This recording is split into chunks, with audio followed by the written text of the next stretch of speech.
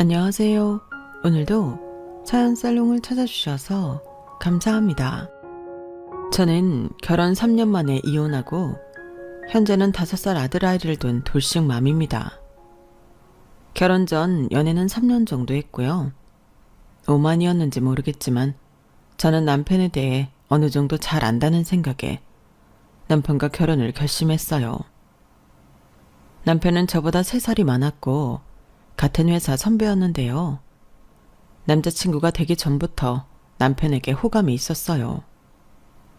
생긴 것도 멀쩡하게 생겼고 말솜씨와 재치 센스까지 있었는데 그래서 남편을 아는 대부분의 회사 사람들이 남편을 좋아했어요.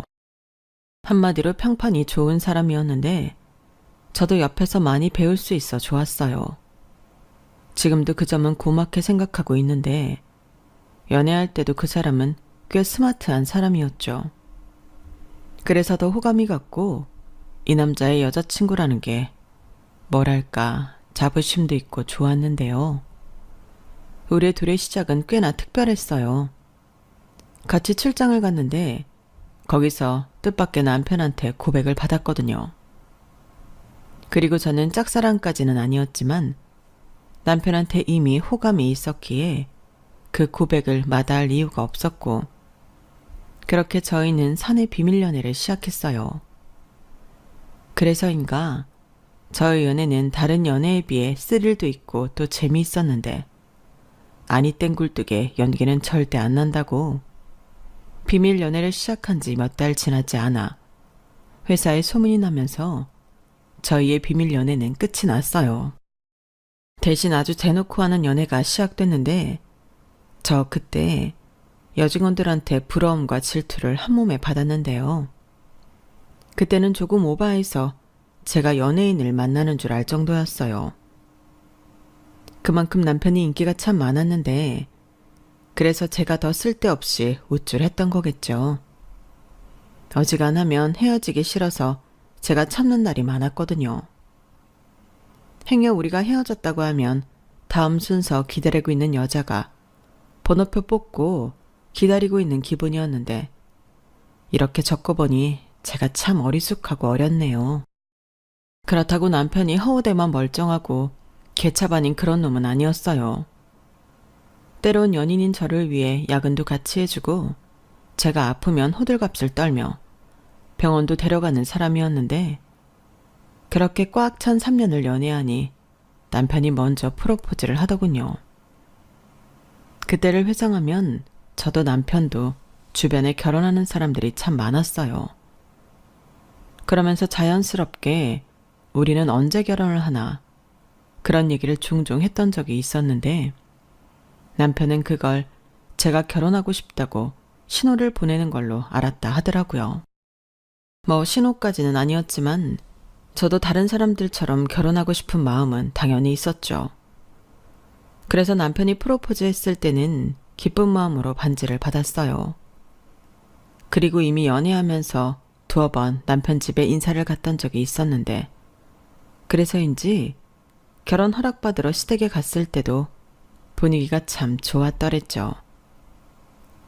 아우 드디어 우리 소영이가 진짜 내 며느리가 되는구나. 나는 어째 네가 내 며느리가 될 것만 같았어. 진짜야? 인상이 너무 좋았거든. 여기 네 시아버지한테 물어봐라. 이 사람이 또 호들갑을 떨어요. 물어볼 것도 없다. 맞아. 내가 증인이야. 하여튼 이제 정식으로 우리 식구가 되는 거니 환영한다. 우리 앞으로 잘 지내보자. 네 아버님, 어머님도 감사해요. 저도 어머니가 제 시어머니가 되신다니 너무 좋아요. 그래? 너도 그러니? 어쩜 우리가 이렇게 마음이 통할까? 여보, 나랑 우리 소영이 꼭 딸이랑 엄마 같지 않아요? 엄마 그만해. 소영이 민망하게. 그리고 엄마가 딸이 없나? 딸이 무려 3명이나 있는데. 넌 왜 갑자기 분위기 좋은데 찬물을 끼얹어? 딸이 있으면 뭐 며느리 예뻐하면 안 돼? 아니 내 말은 오버하지 말라고. 사실 내가 누나가 3이나 있는데 장가는 갈 수 있을까 했잖아. 소영이 안 만났으면 어쩔 뻔했어? 또 그 소리 한다. 소영아, 신우가 셋이어도 너는 걱정할 필요가 없다. 나는 신우이 짓 하는 거 절대 용서 안 하고 우리 딸들은 그런 성격도 아니야. 알아요. 지난번에 한번 봤잖아요. 다들 인상 좋고 좋으시던데. 그래. 그리고 이젠 다 시집가서 출가 외인이잖아. 집에 오라고 해도 지들 살기 바쁘다고 오지도 않아. 지 시댁은 뻔질나게 가면서. 어허, 괜히 왜 예비 며느리 앞에서 우리 딸들 흉을 보나. 시댁에 뻔질나게 가고 싶은 며느리가 어딨나. 부르니까 가는 거지. 그러니까 당신은 소영이 힘들게 뻔질나게 부르지 마. 당신은 말을 해도 나 그렇게 눈치 없는 사람 아니야. 괜히 소영이 앞에서 이상한 소리를 해. 소영아, 걱정하지 마. 그리고 나는 네가 우리 아들이랑 결혼해 주는 것만으로도 너무 고마워. 이건 진심이야. 시부모님은 이렇게 저를 며느리로 대환영해 주셨어요. 특히 시어머니가 저를 엄청 좋아하셨는데 나중에 알고 보니 저를 좋아한 게 아니고 자기 아들 데려가줘서 좋아했던 거더라고요. 하지만 저는 그걸 알 턱이 없었고 그저 화목한 집안의 며느리가 되어 좋다고 생각했는데 그 후 결혼 준비도 무난하게 끝났고 결혼식도 무사히 잘 올렸어요. 보통은 결혼 준비하면서 많이 다투고 싸운다고 하는데 저희는 거의 정확하게 반반 결혼을 해서 다툴 일이 없었거든요. 그리고 집은 제가 모아둔 돈이 조금 더 많아 제 이름으로 전세 계약을 하고 남편이 대출금 이자를 조금 더 내는 걸로 합의를 했는데요. 그렇게 지내다 이사를 가면 그땐 대출을 받더라도 공동 명의로 하기로 둘이 약속을 했죠. 그래서 전세 명의가 제 거니 남편이 돈을 조금 더 내니 그런 걸로 다투지 않았는데 나중에 이혼하려고 보니 이게 참 신의 한 수가 되었어요. 그 이야기는 잠시 뒤에 들려드리는 걸로 하고 다시 본론으로 돌아가면 저희 결혼은 나름 순탄하게 시작되었죠. 그런데 확실히 연애와 결혼은 다른 거였어요. 연애는 그저 밖에서 좋은 모습만 보고 헤어지는 건데 결혼은 생활을 같이 하는 거잖아요. 참고로 저는 성격이 매우 깔끔하고 부지런합니다. 나쁘게 말하면 성격이 급하고 집요해서 제 공간이 더러워지는 꼴을 못 봐요. 그런데 남편은 회사에서는 참 깔끔하고 일머리도 있는데 집에 오면 딴 사람이 되었어요. 손 하나 까딱하지 않고 게으른 데다 비위도 좋았는데 이건 뭐 못 참는 사람이 집안일을 할 수밖에 없겠더라고요. 그래서 친정엄마한테 하소연을 했더니 저희 엄마가 뒤로 넘어갈 정도로 웃으셨어요. 왜 웃어? 나 지금 심각한데. 아니, 네가 그런 소리를 하니까 이제야 실감이 나서. 그래, 우리 딸 시집간 거 맞네? 뭐래, 그럼 시집갔지 장가 갔나? 나 진짜 심각하다고. 에휴, 난 또 뭐라고. 원래 남자들 다 그래. 네 아빠는 뭐 처음부터 엄마 도와주고 그랬는 줄 알아? 엄마도 하나하나 다 가르친 거야. 와, 정말? 아들도 아니고 이걸 가르쳐야 한다고? 그래. 그리고 신서방이 그 집 막둥이잖아. 위로 누나가 셋이나 있고. 그럼 손 하나 까딱 안 하고 살았을 텐데. 그게 하루아침에 장가 갔다고 될 줄 알았어? 아무리 그래도 그렇지 성인인데. 그리고 우리 그이 회사에서 일 잘해. 그게 사회생활이랑은 다른 거란다. 이제 시작이야. 네가 하나하나 가르치고 같이 하자고 해. 또 하다 보면 늘고 익숙해져. 그럼 나중엔 자기 일인 줄 알고 하고. 아빠도 그렇잖아? 그런 거였어? 아니, 시어머니는 아들한테 왜 아무것도 안 가르친 거야? 딸이 셋이나 있는데 아들까지? 나라도 굳이 안 그럴 것 같은데. 그런 게 어딨어? 딸이 셋이든 넷이든 같은 자식인데. 집안일이 그렇게 많지는 않거든. 그리고 잘하는 애를 주로 시키지 못하는 애는 안 시켜요. 어차피 시켜봤자 손만 더 가는데. 저는 친정엄마 말에 속이 답답했어요. 어린 아들도 아니고 다 큰 남자를 일일이 가르쳐야 한다니. 앞으로 같이 살 날이 막막하게 느껴졌는데 그만큼 남편은 정말 손 하나 까딱하지 않는 사람이었어요.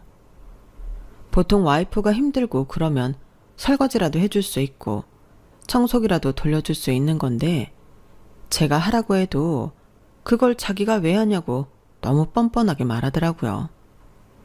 아니, 같이 사는 집이고 똑같이 맞벌이 하는데 어떻게 저런 말을 아무렇지 않게 할 수 있는 건지. 그때는 제가 오히려 당황해서 아무 말도 못했어요. 그리고 나중에 아무리 생각해도 이건 아니다 싶어 남편을 붙잡고 이야기를 했는데 집안일은 원래 여자가 하는 거 아니냐며 자기 엄마도 밖에서 일했지만 집안일을 아빠한테 시키지 않았다고 했어요. 아빠도 하지 않은 일은 아들이 내가 할 리가 없고 또 해봤자 잘하지도 못하니까 그냥 자기가 해. 대신 나는 깨끗하네 더럽네 덜 치웠네 그런 소리는 안 하잖아. 아니 그래도 그렇지 일은 똑같이 하는데 누군 집에 오면 쉬고 누군 집에 오면 일해? 싫으면 하지 마. 나는 청소 안 해도 상관없고 밥도 배달시켜서 먹어도 돼. 배달 음식 먹으면 설거지도 안 나오잖아. 뭐? 아무리 그래도 그렇지 설거지하기 싫어서 배달 음식을 시켜 먹어? 그러다 건강 잃으면 그것뿐이야? 식비도 장난 아닐걸? 그럼 어쩌라고. 나는 자기가 하도 뭐라고 하니까 해결안을 제시했을 뿐이야. 선택은 자기가 하는 거지. 그리고 요즘 샐러드도 배달될걸? 정말 말이나 못하면. 저는 남편의 말 같지도 않은 해결안을 듣고 어이가 없어서 그날은 일부러 한마디도 하지 않고 화난 티를 팍팍 냈어요. 하지만 그것도 소용이 없는 게 남편은 제가 아무리 토라져 있어도 신경을 쓰지 않더라고요. 그도 그럴 게 저희 남편은 심각한 겜돌이었는데 그건 결혼 전에도 알고 있었지만 저렇게 죽자 살자 게임만 하는 인간인 줄은 몰랐어요. 그러니 회사에 있는 남편과 집에 있는 남편은 180도 다른 인간이었는데 너무 혼란스러웠죠. 그리고 몇 번을 같은 이유로 싸워도 성질 급하고 더러운 거 못 보는 제가 늘 지는 싸움이었는데 한 6개월 정도 그랬을까요? 결국엔 제가 지쳐서 그냥 두 손 두 발 들고 말았어요. 어차피 식구가 많은 것도 아니고 남편이 뭐라 지적하는 것도 아닌데 뭐하러 나 혼자 이러고 있나. 그만하고 싶더라고요. 그렇게 저도 제 살 길 찾아 남편한테 더는 집안일 좀 같이 하자는 소리를 하지 않게 되었는데 그러니 남편과도 트러블 없이 지낼만 하더라고요. 솔직히 나름 신혼인데 남편과 계속 싸우고 싶지 않았고 원래 집안일이든 뭐든 잘하는 사람이 하는 게 맞지 하며 자기 합리화를 했는데요. 결국엔 그게 독이 되었어요. 왜 엄마들이 치우는 사람 따로 있고 어지르는 사람 따로 있다며 신세한탄하잖아요. 그게 저도 똑같더라고요. 남편은 들어오면 양말부터 꼭 자기 흔적을 남겼고 음료수를 마시던 과자를 먹던 걸 제때 치우는 법이 없었는데 자고 일어나면 거실이 난리가 나 있었어요. 아니 애가 있는 집도 이보다는 깨끗할 것 같은데 아무리 자기 합리화를 하려 해도 성격상 너무 힘들었죠. 상황이 이렇다 보니 회사에 나가 멀끔하게 일하는 모습도 이젠 전처럼 멋있어 보이지 않았는데 하도 답답해 회사 동료한테 남편에 대해 살짝 이야기하니 믿지 않는 눈치였어요. 에이 설마 소영씨가 과하게 깔끔하잖아. 그러니 소영씨 눈에는 성이 안 차는 건 당연하지. 그건 아마 어지간한 남자들은 마찬가지일걸? 아니라고요. 정말 손 하나 까딱 안 해요. 워낙 귀하게 자라셔서 시어머니가 아무것도 안 시켰다고 하더라고요. 어머 정말? 신과장 진짜 왕자님이었네. 원래 왕자랑 살면 공주 아니고 무수리가 사는 거야. 그냥 잘난 남자랑 사는 대가라고 생각해. 자기 결혼할 때 뒤에서 배 아픈 사람 여럿 있었다. 그건 소영씨도 알지? 이렇듯 제 마음을 알아주는 이는 한 명도 없었는데 하도 주변에서 제가 지나친 거라고 하니 어떤 날은 내가 정말 예민하고 이상한가 하는 생각도 들었어요. 그래서 정말 남편이랑 잘 지내보려고 이 생각 저 생각하며 좋은 쪽으로만 생각하려고 했는데 이 남자가 나중에는 걸핏하면 저를 시켜 먹더군요. 자기야, 미안한데 나 물 좀. 물? 자기가 가서 정수기에 따라 마셔. 에이, 좀 해주라. 미안해. 내가 지금 움직일 힘이 없어서 그래. 나도 마찬가지야. 자기는 집에 와서 내내 게임기만 들고 있었지? 나는 와서 청소하고 이제 겨우 앉았어. 오히려 물은 자기가 나한테 떠다 줘야 하는 거 아니야? 진짜 너무한다. 그깟게 뭐 그렇게 어려운 일이라고. 나야말로 어려운 일도 아닌데 그런 것까지 나를 부려먹어? 부려먹다니 그깟 물 좀 달라는 게 진짜 서운하다. 이렇게 사소한 것부터 물건 찾는 것까지 전부 저한테 해달라고 했는데 누군가는 그깟 거 해줄 수 있지 뭘 그러냐고 할 수도 있겠지만 이게 하루에도 수십 번이 되면 누구든 짜증이 날 거예요. 자기는 입만 가지고 모든 걸 다 해결하려고 하는데 제가 정말 무수리가 된 기분이더라고요. 저라고 뭐 처음부터 싫다고 했겠어요. 하다 이렇게는 안 되겠다 싶어서 저도 싫은 건 싫다 말하게 된 거예요. 그러니 어째 이 남자는 날이 가면 갈수록 어린애가 되는지 장가 오기 전에는 자기 엄마가 다 해줬다며 징징거리더라고요. 신혼 초에는 이런 것도 귀엽다고 생각하고 해줬었는데 제가 사랑에 눈이 멀어 제정신이 아니었어요. 그리고 결혼 생활이 1년이 지나고 제가 임신을 하게 되었는데 제가 홀몸이 아니라는 걸 알면서도 남편은 달라지지 않더라고요. 심지어 제가 초반에 몸 관리를 잘못했는지 유산하게 되었고 그 충격에 회사도 쉬면서 매일 울기만 했는데요. 이 인간은 제 상태가 어떤지는 관심조차 없더군요. 자기 말로는 저를 그냥 쉬도록 내버려 둔 거라고 하는데 안방에서 울면서 누워있으면 밖에서는 요란한 소리가 들려왔어요. 축구를 보는지 손흥민 하며 소리를 지르는데 딴 세상 사람 같더라고요. 그러니 서운한 마음은 날로 쌓여만 갔고 이렇게는 도저히 못 살겠다 싶어 남편한테 말도 하지 않고 친정으로 갔는데 그건 또 의식이 되었는지 저더러 왜 그러냐고 부모님 걱정시켜드리지 말고 집으로 오라고 채근하더군요. 왜? 나 없으면 더 편하게 놀 수 있잖아. 아주 혼자 신났던데? 내가 언제? 그냥 나도 가만히 있으면 우울하니까 뭐라도 찾는 거지. 자기도 그런데 나까지 그래봐. 얼마나 우울하냐? 그리고 아무리 그렇다고 해도 친정으로 그렇게 가면 어떡해? 나 혼자 집에 있잖아. 애냐? 혼자 집에 못 있어? 어차피 밥은 전부 배달시켜 먹고 게임하고 축구 보고 야구 보고 혼자 신났는데 나는 왜 찾는데? 그것도 그래. 자기 말대로 나는 자기한테 뭔가 해달라고 바라지 않잖아. 자기 괴롭히지도 않고 막말로 유산은 자기가 잘못해서 그런 건데 나는 자기한테 뭐라고 하지도 않았어. 뭐라고? 내가 잘못해서 유산을 했다고? 말 다 했어? 아니, 나도 말하려고 하면 할 말이 없는 게 아니라는 소리를 하고 싶었던 거지. 방금 건 말 실수야. 미안해. 저는 태어나서 처음으로 미안하다는 말이 참 무게감이 없다는 걸 이 인간을 만나고 알았어요. 실제로 이 인간은 회사든 집이든 미안하다는 말을 아주 달고 사는데 가만 들어보면 그게 자기 유리하게 쓰려고 하는 말이더라고요. 그러니 말은 미안하다고 하는 거지만 실제로 행동은 전혀 미안하지 않은 건데 말 한마디가 천냥빚을 갚는다고 이 인간은 그런 이익을 챙기고 있었어요. 하지만 저는 같이 사는 사람으로 더 이상 그 미안하다는 말에 휘둘리고 싶지 않았는데요. 그래서 그 후로는 자기야, 미안한데 이것 좀 해줄 수 있어? 라고 이야기하면 미안해하지 말고 나는 못하니까 알아서 하라고 맞받아치게 되었죠. 그러면 이 인간은 자기 엄마는 다 해줬는데 저는 아무것도 안 해준다며 또 징징거렸고, 그럴 때마다 저는 남편이랑 사는 건지 아들이랑 사는 건지 분간이 가지 않았어요.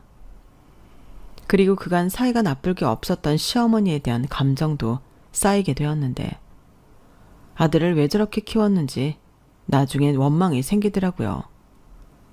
그런데요, 참 희한한 건 제가 자기 아들 때문에 마음고생하고 있다는 걸 아는 시어머니가 저한테 이런 소리를 했다는 겁니다. 너도 참 팔자 좋은 소리 한다. 여자가 그 정도 시중은 들어줄 수 있지. 대신 우리 아들은 잔소리를 안 하잖아. 너 그게 얼마나 큰 건지 모르지? 네 시아버지랑 살아봐라. 어찌나 잔소리가 심한지 노이로제 걸려. 어머니, 아무리 그래도 그이는 손 하나 까딱 안 해요. 나중엔 밥도 저더러 떠먹여 달라고 할 것 같다니까요. 아니, 요즘 세상에 이렇게 사는 남자가 어딨어요. 귀하게 커서 그래. 3대 독자의 막내인데 내가 아까워서 뭘 시킬 수가 있어야지. 그리고 너도 네가 좋아서 한 결혼이잖아. 저는 시어머니의 말에 눈과 입이 동시에 커지고 벌어졌어요. 정말 놀라움의 극치가 따로 없었죠. 그러니 남편이 저에게 우리 엄마는 다 해주는데 이딴 말을 하는 거구나, 이런 생각이 들면서 소름이 끼쳤는데, 앞으로 같이 살 날이 캄캄했어요. 평생 이 남자의 수발을 들면서 살아야 하나, 아이까지 유산한 그때는 이혼을 하는 게 맞는 건가 싶더라고요. 하지만 이 인간도 위기감을 느꼈는지 제 눈치를 살살 보기 시작했고, 그래도 뭔가 하려고 신용을 하기 시작하며 노력이라는 걸 하기 시작했는데, 아직 사랑하는 마음이 있었던 그때는 그게 뭔가 희망적으로 보이더라고요. 그리고 몇 달이 지나지 않아 저는 감사하게도 또다시 임신을 하게 되었고, 그때는 더 조심하며 임신 기간을 보냈는데, 조산을 하긴 했지만 아들을 낳았어요.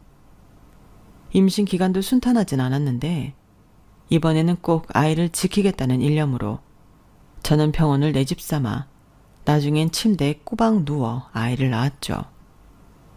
작고 소중한 생명이 태어나자 저는 제 몸 아픈 것도 있고 너무 행복하고 감사했어요. 그래서 남편과 아들과 우리 셋이 평생 건강하고 행복하게 살길 바랬는데, 개벌은 남 못 준다고 남편은 역시나 자기 버릇을 못 고치더군요. 그리고 제가 퇴원하고 조리원에 있다 아이와 함께 집에 돌아와 초보 엄마로 정신없이 육아를 하고 있는데도 남편은 자기는 무섭다며 육아를 함께 하지 않았어요. 누가 보면 저 혼자 애를 낳아 데리고 온 것처럼 남편은 아이가 울면 짜증을 냈는데, 이 인간은 부성애도 없는 건가? 너무 싫더라고요. 게다가 아이 보느라 잠도 제대로 못 자고 밥도 제대로 못 먹는 걸 알면서 육아휴직을 하고 있는 저에게 회사의 안간이 부럽다고 했는데, 내가 저딴 인간을 왜 좋아해서 결혼까지 했을까? 지난날이 한탄스러웠어요. 저는 제가 사람 보는 눈이 제법 있다고 생각했거든요. 심지어 회사에서 일 잘하고 평판 좋은 허우대 멀쩡한 남자랑 결혼했으니 내 인생은 다른 여자들이 부러워할 거라고 자만했던 지난날의 제가 아주 우습기 그지 없었는데, 내가 전생에 무슨 죄를 지어 이러고 사나 싶었어요. 그러던 어느 날이었죠. 가뜩이나 오만정이 떨어진 이 인간이 무슨 게임을 중고거래하기로 했다며 갓난 애를 두고 저더러 대신 나가서 받아오라고 심부름을 시키는 게 아니겠어요? 저는 정말이지 이 인간이 제정신인가 싶어 그날은 완전히 뚜껑이 열려버렸어요. 뭐라고? 중고거래? 너 돌았냐? 무슨 말을 그렇게 해. 좀 해줄 수도 있잖아. 나는 회사 가야 하는데. 그래서 나는 집에서 놀아? 아니, 애랑 둘이 있으면 노는 거랑 다르지 않지. 애기 잘 때 잠깐 근처에 나갔다 올 수 있잖아. 생각이 있는 사람이야? 갓난애를 집에 혼자 두고 나더러 중고거래를 하고 오라고? 우리 아파트까지 오기로 했어. 그냥 코앞에 잠깐 나갔다 오는 건데 그것도 못해? 그럼 아예 우리 집 현관 앞까지 오라고 해. 그럼 내가 물건만 받아 놓을게. 에이, 그렇다고 어떻게 집 가져오라고 하냐. 그 사람이 어떤 사람인 줄 알고. 도대체 이 인간은 무슨 생각으로 사는 걸까요? 저런 말을 하는 거 보면 그래도 아예 정신이 없는 사람은 아닌 것 같은데 갓난아이를 두고 아파트 단지까지 나가서 물건을 받아오라니. 저는 남편의 상식을 이해할 수 없었어요. 그리고 더 대박은 다음날 눈을 뜨니 남편이 일찍 회사에 갔는지 집에 없었는데요.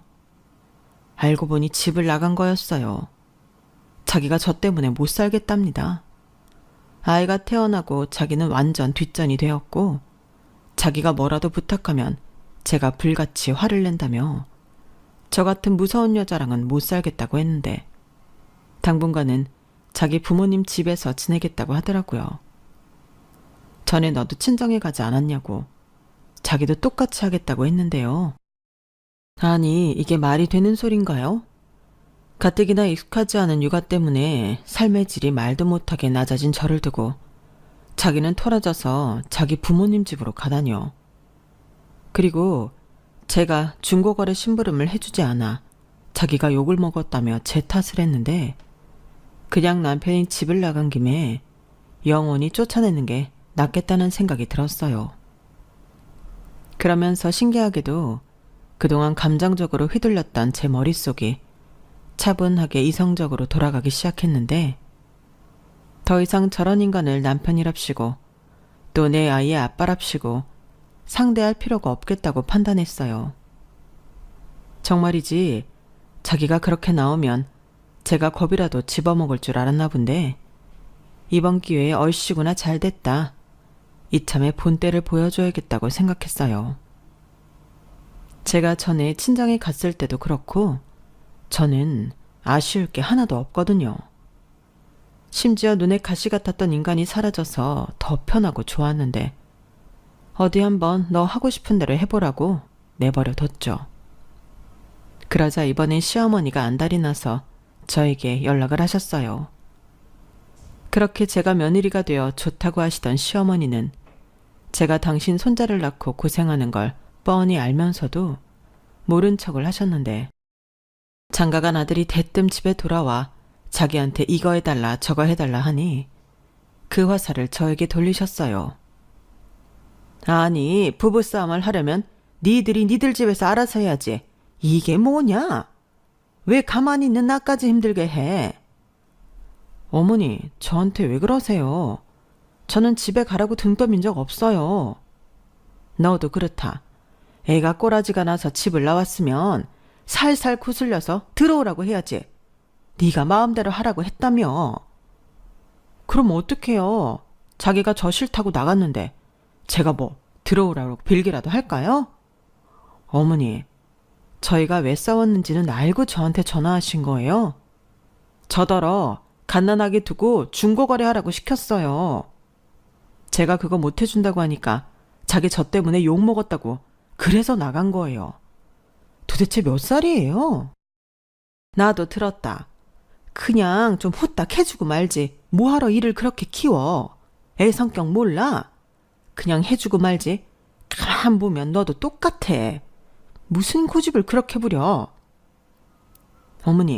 어머니가 계속 그러시니까 그 사람이 나이 30 넘도록 정신을 못 차리는 거예요. 하우대만 멀쩡하면 뭐해요? 집에만 오면 인간 초딩이 되는데. 뭐야? 초딩? 네, 손 하나 까딱 안 해. 걸핏하면 이거 해달라 사람 귀찮게 하고 자기 마음대로 안 되면 꼬라지 내고 딱 초딩 수준이잖아요. 그래서 이제 와서 뭘 어쩌자는 거야. 결혼했으면 네가 알아서 데리고 살아야지. 네가 새 사람을 만들든 네가 수발을 들고 살든 네가 알아서 할 일인데 왜 나까지 힘들게 하냐? 어머니도 책임이 있죠. 그렇게 아들을 키웠는데 제가 무슨 수로 새 사람을 만들어요? 저는 못해요. 그리고 그 인간이 나간 김에 저 그냥 헤어지려고요. 뭐라고? 헤어진다고?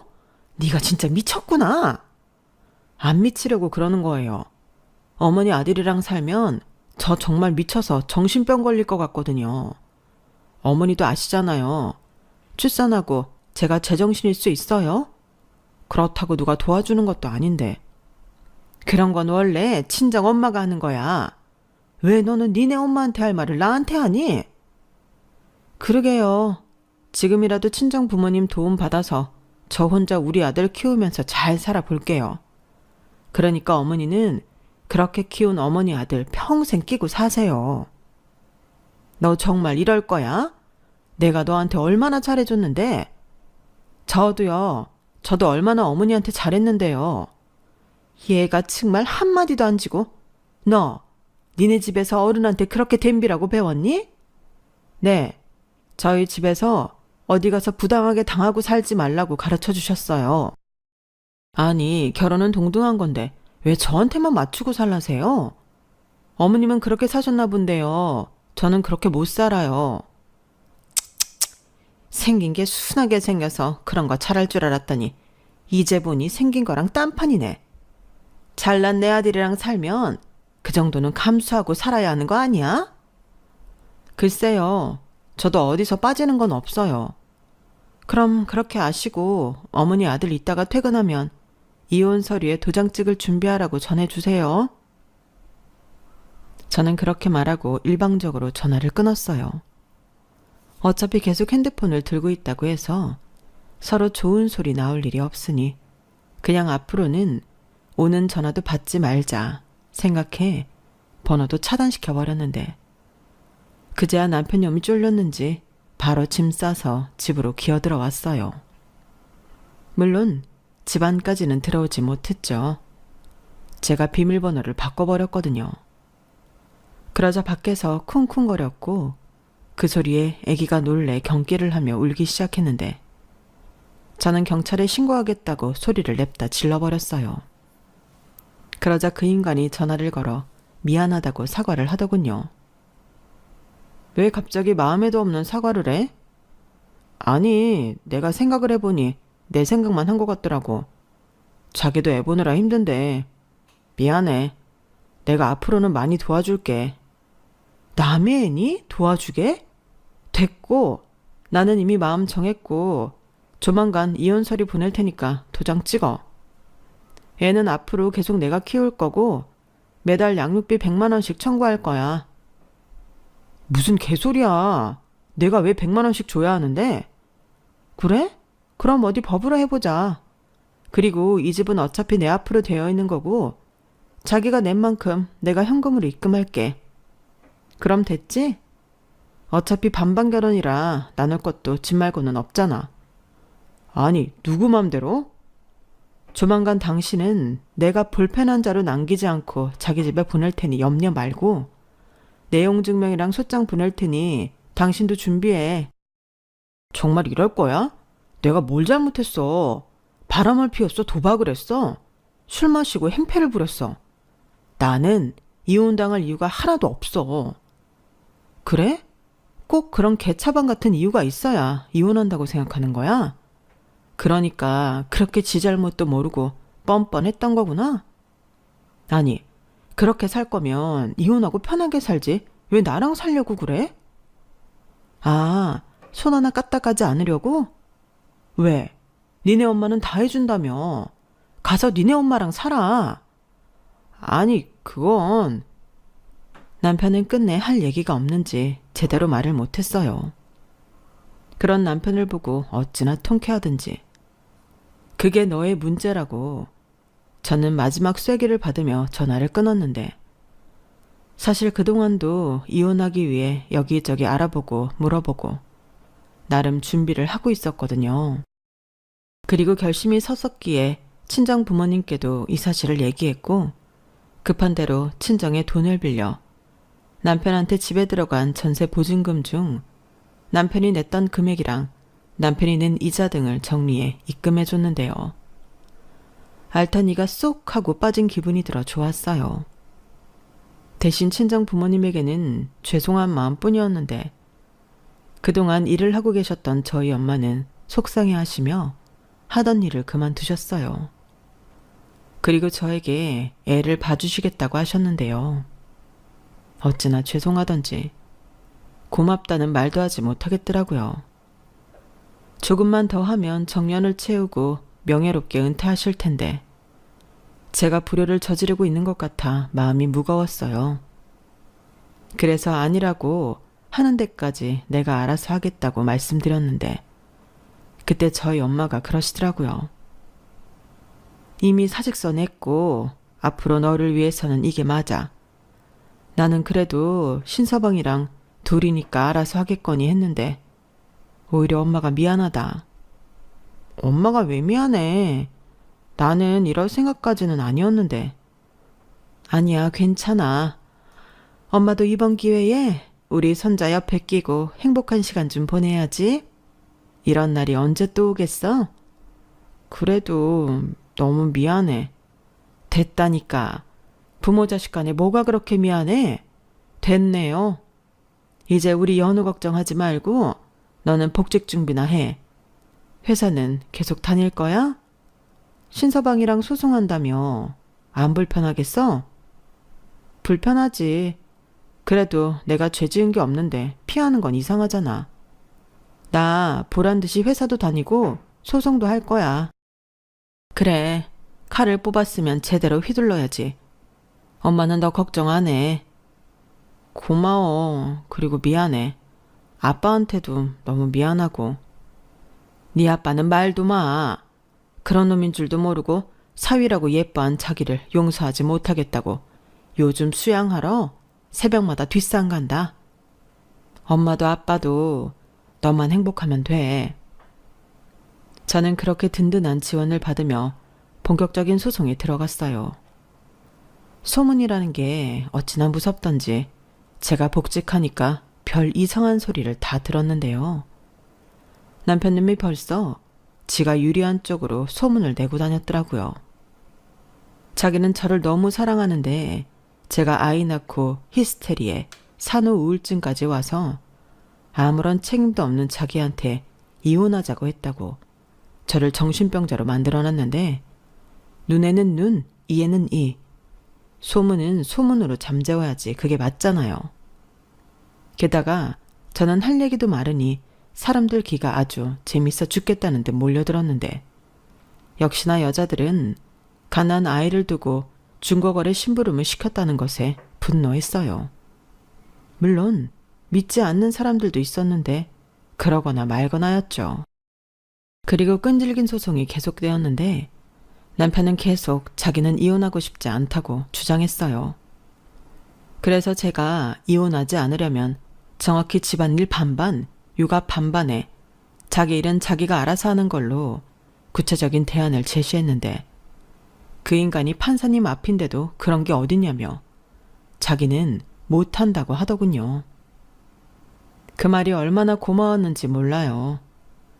사실 알겠다고 무조건 하겠다고 하면 저는 그걸 믿지도 못할 뿐더러 더 골치만 아파질 거였는데 제가 또 한다면 하는 성격이라 자기 딴에는 거짓말을 하면 추후에 자기가 더 피곤해질 것 같아 그랬다고 하더라고요.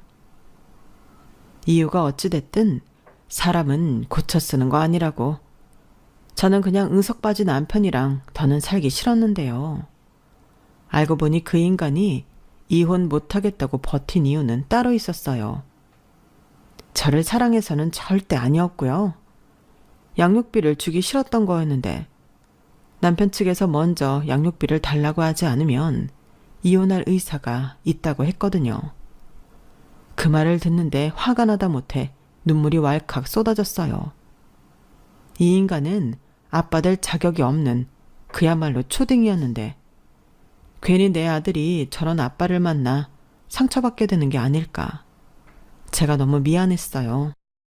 그래서 마음 같아서는 양육비 필요 없으니 우리 앞에 죽을 때까지 나타나지 말라고 하고 싶었는데 마음 한편에서는 끝까지 받아야겠다고 생각했어요.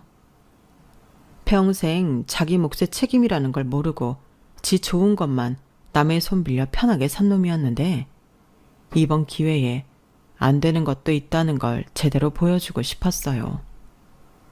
그 덕에 소송이 1년이나 걸렸는데 결국엔 제가 이겼죠. 정말 힘들게 이겼어요.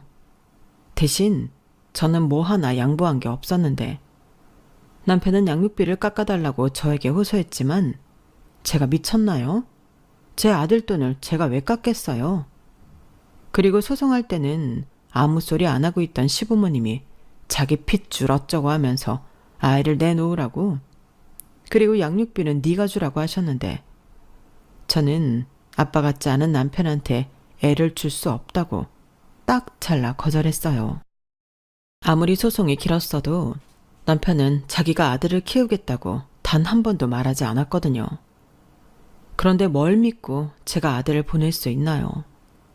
저는 절대 못 준다고 하려거든 법으로 하라고 했네요. 그러자 시부모님은 거기까지는 엄두가 나지 않는 건지 별다른 연락이나 소식이 없었는데, 그렇게 소송이 끝나니 회사에서도 제 말이 다 맞았다며 남편을 외면하기 시작했어요. 그러게 왜 없는 소리는 하고 다녀서 자기 무덤을 파는지.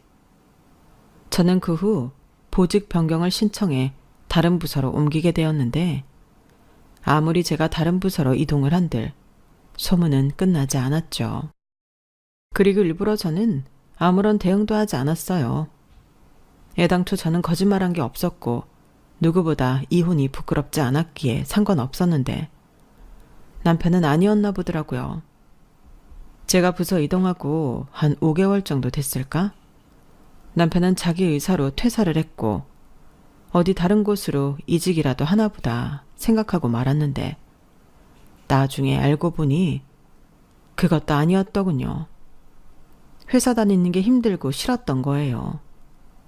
전에는 자기 이미지 잘 구축해 회사 다니는 게 싫지 않았는데 이젠 이미지고 나발이고 건질 것도 없고, 다른 사람한테 평소처럼 미안한데 이것 좀 해달라고 말할 사람도 없으니 힘이 들었나 본데, 저런 사람이 어떻게 대학을 다니고 회사에 입사를 했는지 심히 미스터리입니다. 그리고 저는 이혼한 것과 별개로 정말 열심히 일했어요. 엄마가 되었다는 책임감에 열심히 하지 않을 수 없었는데, 저는 시어머니처럼 저희 아들을 반푼이로 키우지 않을 겁니다. 저희 아들도 어른이 되면 누군가의 연인이자 남편이 될 수 있는 거잖아요. 그러면 그때 남의 집 귀한 딸 고생시키지 않도록 정말이지 단단히 키우고 싶은 마음인데, 제가 당한 것도 있다 보니 아들이 좀 힘들겠지만 빡시게 키워볼 생각이에요. 하우대만 멀쩡한 건 정말 아무 소용 없더라고요. 중요한 건 인간 됨됨인데 저는 생각과 가치관이 멋진 그런 남자로 제 아들을 키워낼 생각입니다. 그러기 위해서라도 제가 더 강하고 씩씩하게 열심히 살아야 할 것 같아요. 그래야 다 늙어서 누구처럼 다 큰 아들 떠안고 살지 않죠. 시어머니는 그 인간이 퇴사하고 저한테 딱 한 번 연락한 적이 있었는데 자기 너무 힘들다고 지금이라도 마음 바꿀 생각이 없냐고 하셨어요. 정말 웃기지 않나요? 자기 힘들다고 이혼한 며느리한테 전화를 하다니요. 그만큼 당신 힘들다는 소리겠죠. 그리고 그 연락으로 남편이 양육비 주기 싫어서 일도 구하지 않는다는 사실을 알게 되었는데요. 참, 이리 보나 저리 보나 한심한 인간입니다. 저런 인간을 한때는 너무 사랑했다니 저도 사람 보는 눈을 키워야 할 것 같아요. 뭐 덕분에 시어머니만 힘들게 생겼죠. 다 큰 아들 먹여 살리셔야 할 테니까요. 아니 어쩌면 지금도 그 아들이 당신의 노후 자금을 갉아먹고 있을 텐데 부디 지금의 과오가 당신들이 오냐오냐 떠받고 아들을 키운 대가라는 사실을 아셨으면 좋겠네요. 아울러 이젠 전남편이 된 그놈도 평생 지질이 궁상으로 살길 바라는 마음입니다. 뭐 지금도 충분히 지질이 궁상이지만요. 제 사연은 여기까지였어요.